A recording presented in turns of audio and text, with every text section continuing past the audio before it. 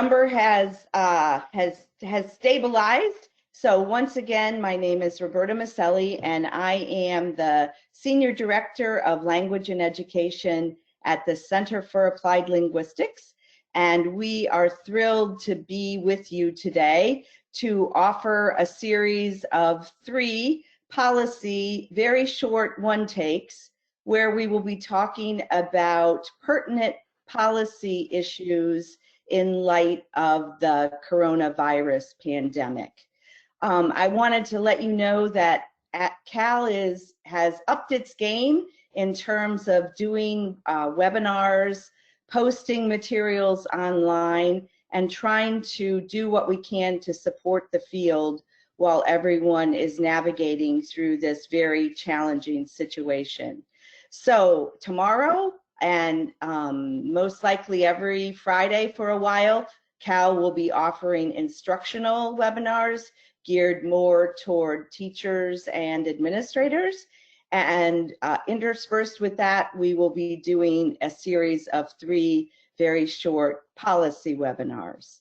As I mentioned, we are making a concerted effort to make sure that we are serving the field during this very challenging time. So today's webinar will be just very short, just about 30 minutes. I will proceed with the content of the webinar in just 1 minute, but I also wanted to let you know that we will have an opportunity for your questions at the end, and I will have a couple of opportunities where you can pipe in and answer some questions that I'm going to pose. So, as I know that probably all of you are aware, we have, the field has received word from the United States Department of Education that the department is accepting waivers for the Every Student Succeeds Act in 2 areas, and those are the areas of assessment and accountability. So here at the Center for Applied Linguistics, since our mission is to promote language learning and cultural understanding by serving as a trusted source for research, resources, and policy analysis, we are going to focus today's webinar on helping the field, helping you with that very important policy analysis. So, as you know, as you are very aware, the White House released the White House released information on March 13th in response to the very extraordinary public health threat that is posed right now by COVID-19. And our president declared it a national emergency. And as a result of that, many states have closed some or all of their schools, making it very difficult to meet the federal testing requirements. So on the heels of that announcement from the White House, the Department of Education, very soon after that, on March 20th, announced an opportunity for states to bypass federal standardized testing requirements for the 2019-2020 school year. And they categorized these under a big bucket called the ESSA Waivers. Now, the states and school districts were very pleased about this information from the United States Department of Education.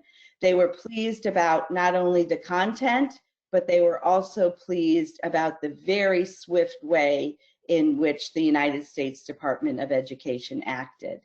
And in her letter to Chief State School Officers, Secretary DeVos is basically saying that during this very difficult time, she does not feel as though students or teachers need to be focused on high stakes tests. And that is exactly the sentiment of the secondary school principals, the elementary school principals, the state superintendents, the school superintendents, and many other advocacy groups that were lobbying the United States Department of Education to act very quickly and come out with some relief for states, given the very unusual situation that we're in. So now I'm going to take just a minute and do a little bit of history about the Waiver Authority under the Every Student Succeeds Act. And the reason for doing this is to help ground you and help you understand why it's such a big deal that the Secretary has allowed states the opportunity for this waiver, coupled with the fact that the Department of Education has acted so quickly in this arena.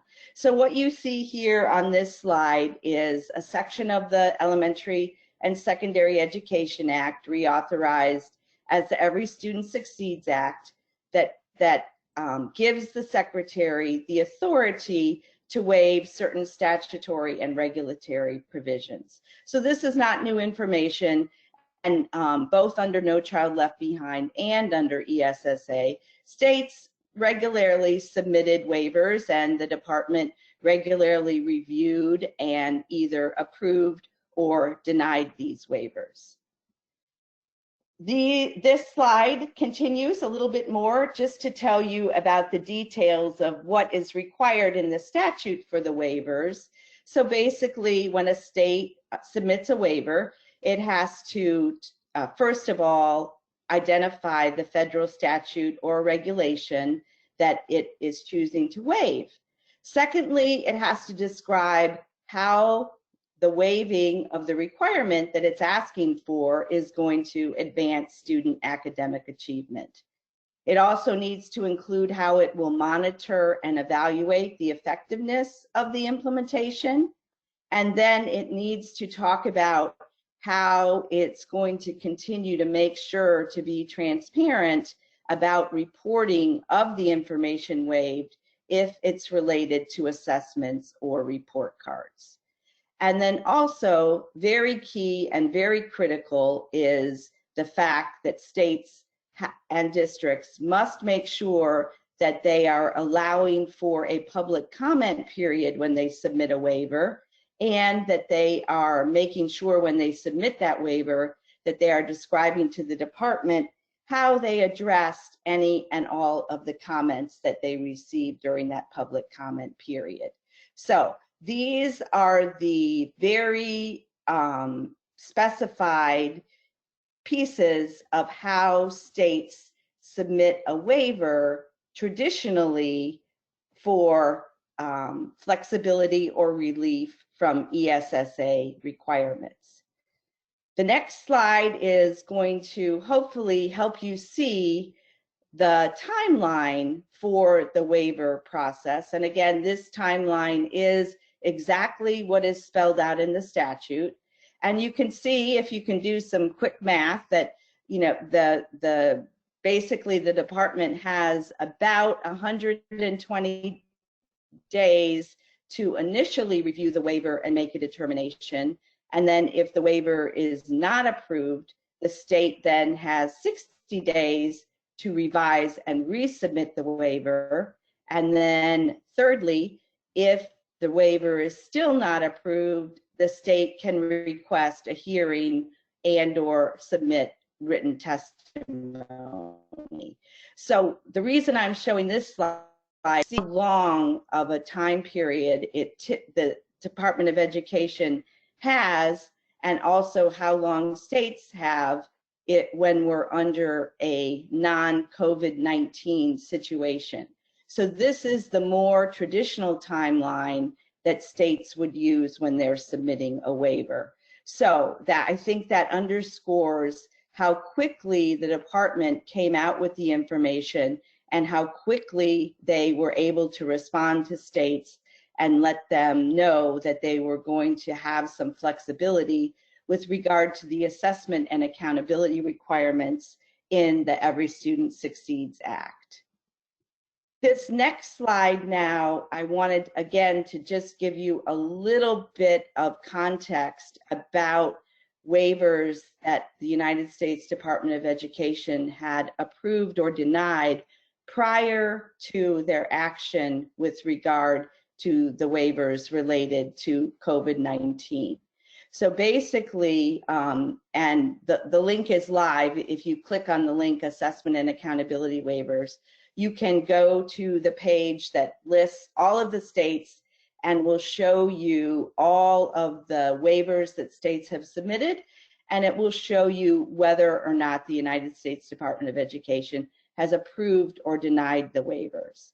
I've pulled just a few examples for you to see so that you can get the idea that typically the United States Department of Education does not, well, I should say, is extremely limited in its approval of any types of waivers related to what would be considered the primary purpose of the legislation, which is the accountability provision.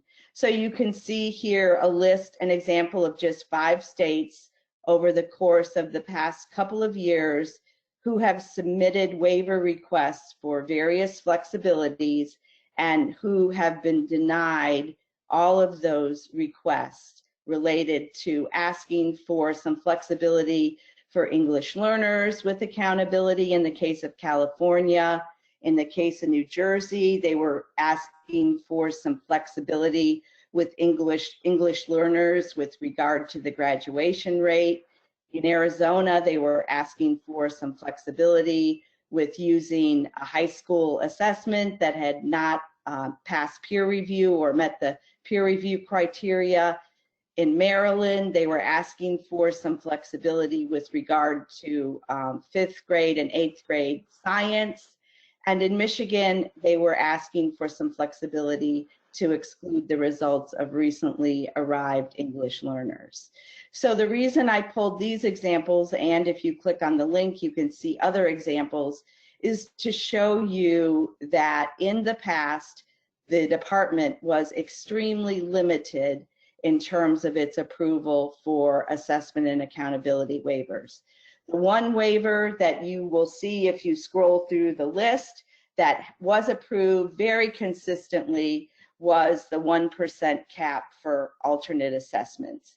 That is the only waiver that was approved for almost every state, and it was the only waiver that was consistently approved. So again, the purpose of this slide is to underscore how quickly the department acted and the fact that it is not typical for the department to waive the assessment and accountability provisions under the ESEA statute.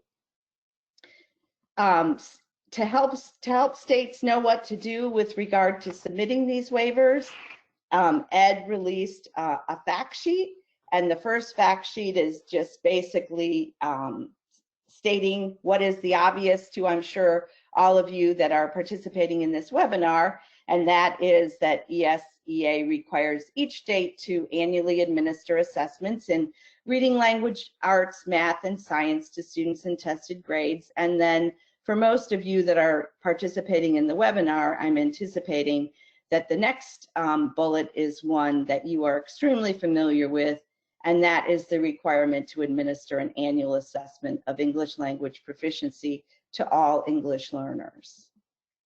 So when the department issued that fact sheet, they also explained that they are going to consider targeted one-year waivers, and they bucketed the waivers into 3 separate categories.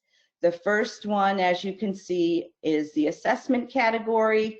And basically, once again, they are saying that they will consider waivers for extraordinary circumstances due to COVID-19.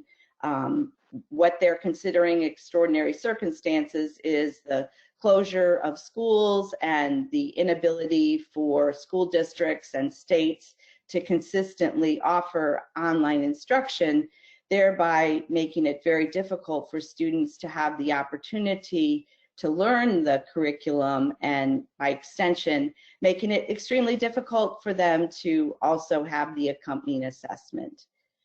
As many of you are aware, the next bucket is accountability determinations, And you know that both the ELP assessments and the language arts and math assessments are basically the basis for how accountability determinations are made under the statute. And one of the key things related to the accountability determination is identifying schools for comprehensive or targeted support. In other words, identifying those schools that have the greatest need.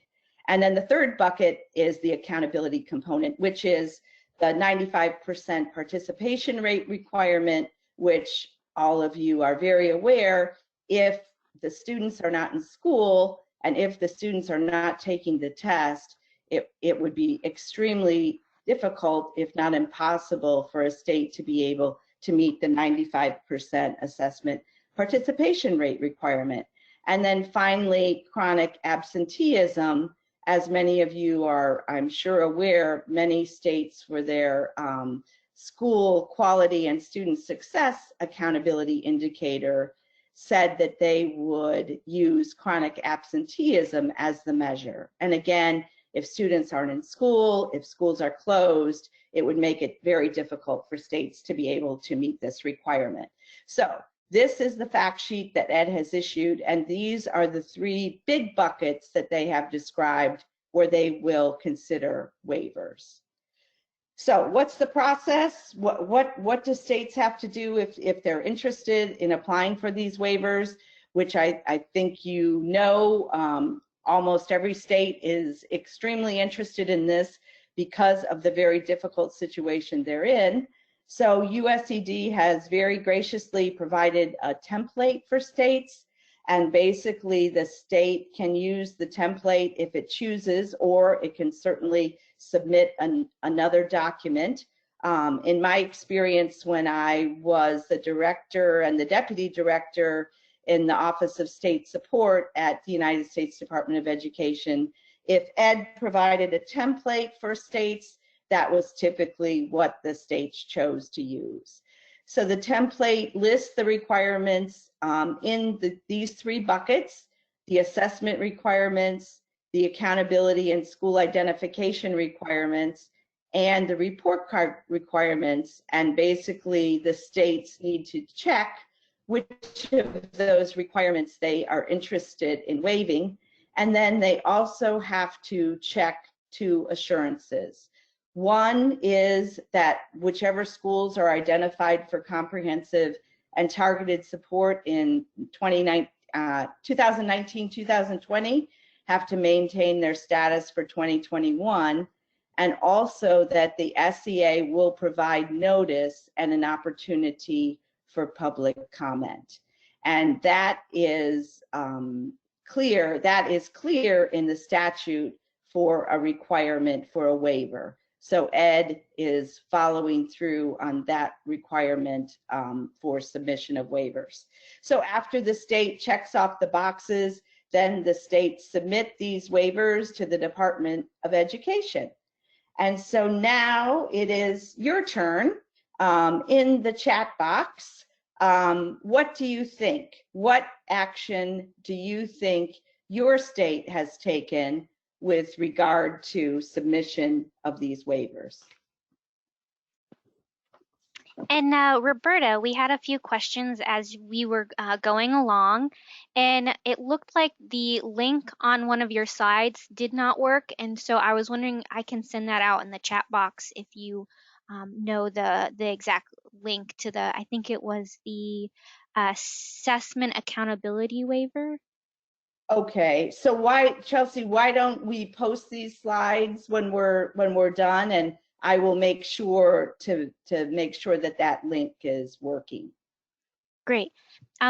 We also had another individual who had asked how they could find these slides, and so we'll send out an email afterwards, correct? Yes, we'll send out an email, and we will certainly post these slides on our website. cal.org. And you.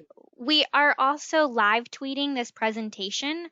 One of our colleagues is, and if you would like to follow along, that is #languagepolicy. Thank you. And so what does it look like? What Chelsea, what are people saying? What action are they thinking that their state has taken with regard to these waivers? So it looks like New York State has submitted a waiver of waiver application with a comment period up to April 6th. So that's one. Okay. Yeah. All right. So for those of you that are thinking of the answer in your head and not necessarily putting it in the chat box, we're going to have the big reveal here on the next slide. And that is, as of earlier this week, all states, the District of Columbia, BIE, and Puerto Rico are either seeking or have been granted an initial approval of a waiver for the ESSA assessment requirements.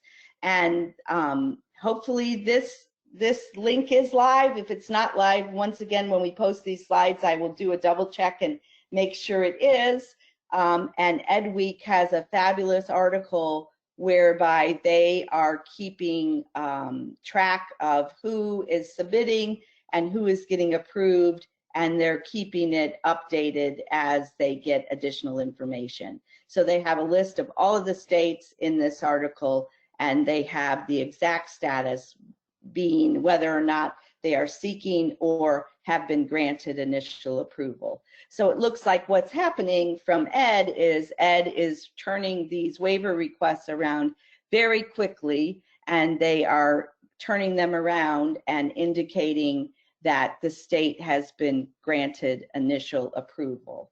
I would imagine they'll be following up with states because, as was clear, states have to make sure to do that public comment period, and Ed will need to see evidence of that. Okay, so now let's talk just a little bit in the time that we have left about the implications. So as I mentioned, states are very pleased, as are schools, as are school districts, as are the lobbying organizations for the most part, for this very quick turnaround by Ed and for this flexibility.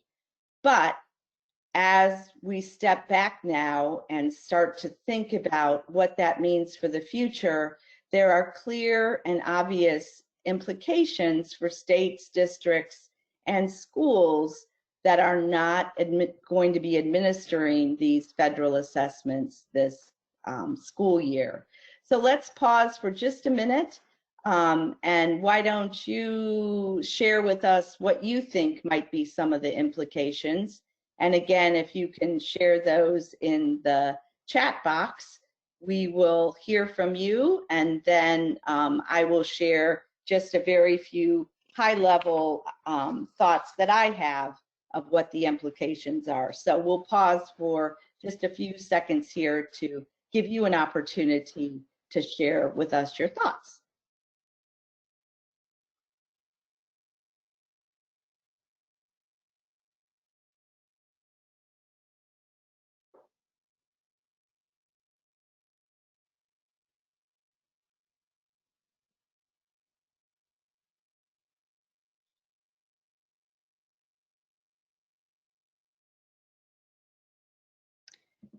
Okay, so while Chelsea is helping to synthesize what you are sharing in terms of the possible implications, I'm sharing here on the slide some of them that I thought of. This list is by no means an exhaustive list, and this list is by no means the right or wrong list. It's just simply some of the thoughts that I had while I was preparing this presentation in terms of what some of the impact might be of these waivers.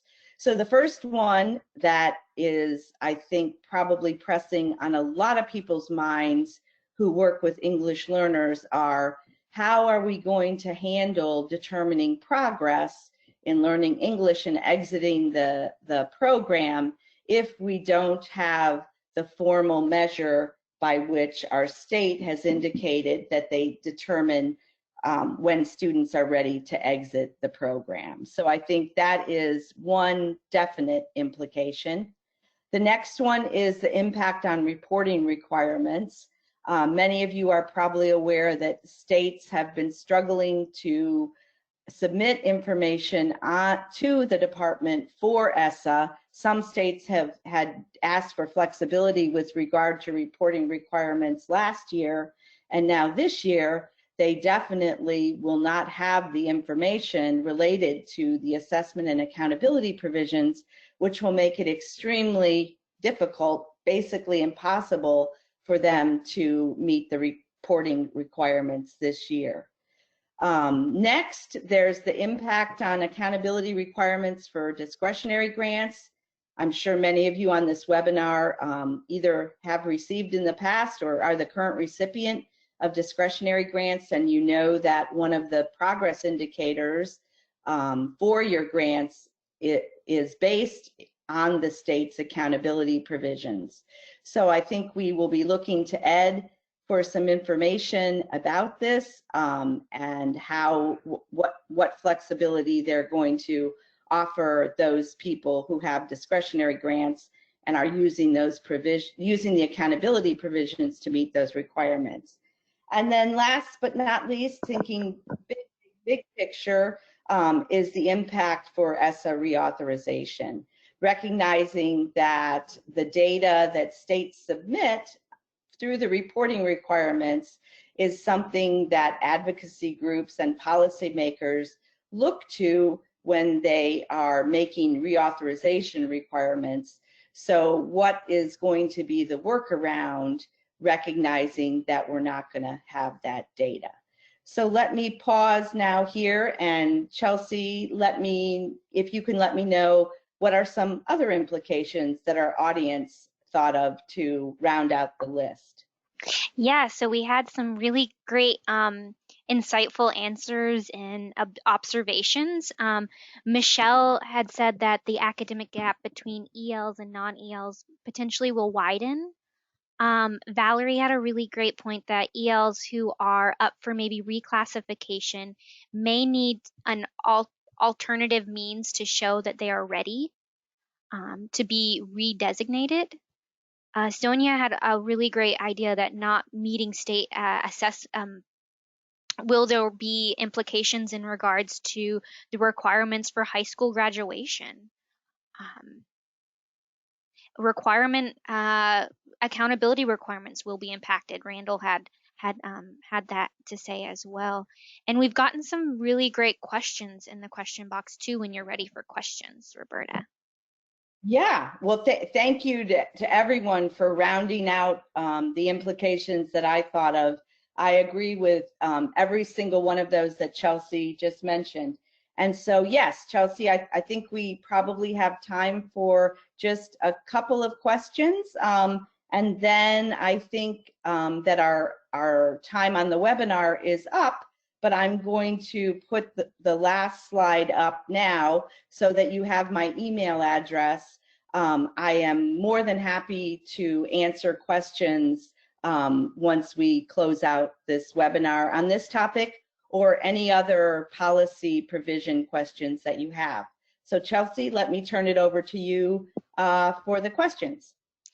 So we had a few questions in regards to that high school requirement and graduation requirement.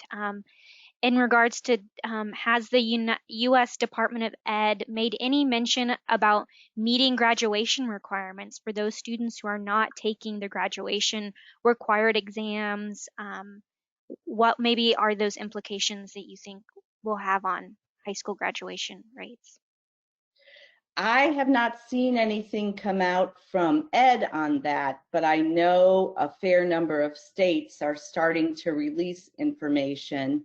I know that Virginia is one example of a state that has waived basically has waived all of the testing requirements for students so that they can graduate from high school. So that's an excellent requirement. I think right now your best bet is to look for your state-specific information and see how your state is handling it. And how about one final question, Chelsea, as we're closing in on 1:30? So my My school completed an ELP testing prior to the school closing. I have a few students who have reached proficiency this year and should exit the EL program. Do you think that the Department of Ed will allow LEAs to exit these students? So congratulations and kudos to you for completing the testing. That will certainly be your local school district decision and or your state decision, depending on how that's handled. Ed does not make that determination, so you would need to reach out to your local school district, or you would need to reach out to your state to see how they are going to handle that. But again, kudos to you for having completed that testing. So I think, Chelsea, and unless I'm not able to tell time this afternoon, that we are. More? Oh, sure, One more one more. question. We had a really good one that I think will be really telling. Um, Perfect. so in regards to this waiver, we had two people ask about, will this apply to adult education and literacy programs? Do you know anything about that? So I have not done any digging into that question. That is an excellent question and possibly something that we can put on our list for future webinars.